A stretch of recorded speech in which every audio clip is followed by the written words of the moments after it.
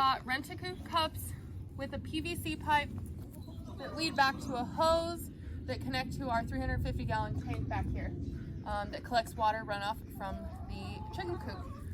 So today we're gonna remove this and then we're gonna install our new one. Now the way this is set up is I just had it zip tied to the fence, and the new cups that I'm gonna be using have the connector that you can put through the fence. So that's what we'll be using.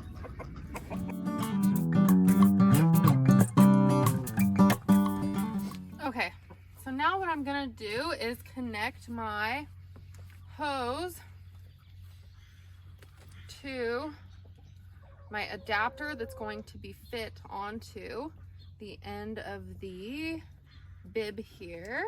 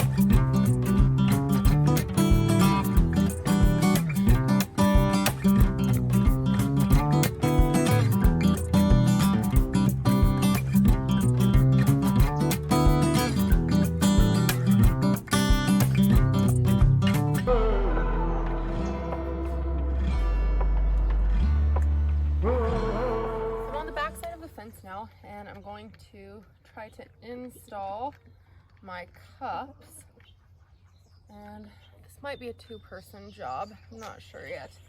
Hang tight.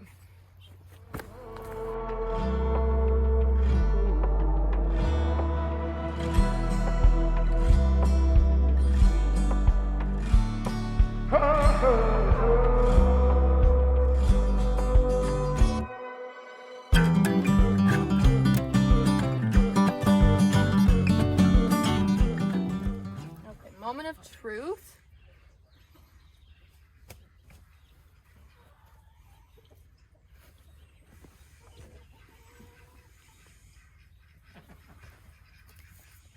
And everything's filling up.